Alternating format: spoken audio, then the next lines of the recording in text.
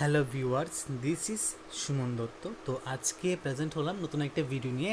আজকে থাকছে ত্রিপুরা ক্লাস 6-এর জন্য একটা গুরুত্বপূর্ণ ভিডিও। ওকে,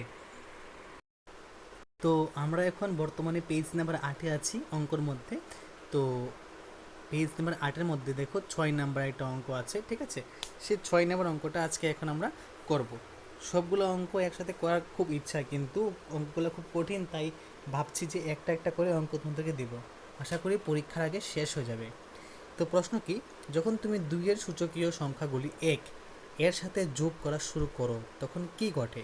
অর্থাৎ 1 1 যোগ 2, 1 যোগ 2 যোগ 4, 1 যোগ 2 যোগ 4 যোগ 8 কী হবে? এখন প্রতিটি যোগফলের সাথে 1 যোগ করলে কি হবে, কি সংখ্যা পাওয়া যায়, কেন এটি ঘটে, এর এটা বিস্তারিত আলোচনা করো। তো চলো আমরা এখানে আলোচনা করে দিই। তো আলোচনার বিষয়টা হলো যে এইভাবে লাগবে, 1 থেকে শুরু করে 2-এর ঘাতগুলোর যোগফল বের করি এবং তার সাথে 1 যোগ করি। কি লিখবে? লিখবে যে 1 থেকে শুরু করে 2-এর ঘাতগুলির যোগফল বের করি, ওকে, এবং তার সাথে 1 যোগ করি। যখন আমরা 2-এর ঘাতগুলি যোগ করি, যেমন 1 + 2 = 3, 1 + 2 + 4 = এখানে বলেছে, এখানে হবে 7, এখানে 7 হবে, ওকে, 7। তারপর 1 + 2 + 4 + 8 = 15, এবং তারপর প্রতিটি যোগ ফলের সাথে যদি আবার 1 যোগ করি তখন আমরা এরকম পাবো 2 4 8 16, ওকে, 2 4 8 16। তো এই অনুক্রমটি আমরা পাই, যা আবারও 2-এর ঘাত, ঠিক আছে?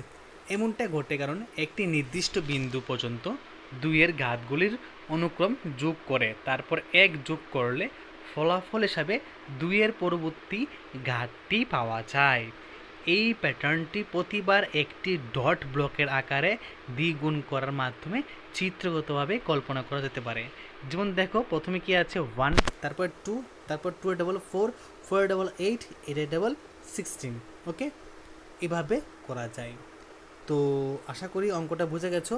যদি অঙ্কটা তোমাদের কাছে ক্লিয়ার হয় তাহলে অবশ্যই ভিডিওটা শেয়ার করবে, এবং এরকম আরও নিত্য নতুন ভিডিও পাওয়ার জন্য অবশ্যই চ্যানেলটা সাবস্ক্রাইব করে রাখবে, এবং অবশ্যই তোমাদের ফ্রেন্ডের সাথে শেয়ার করে রাখবে।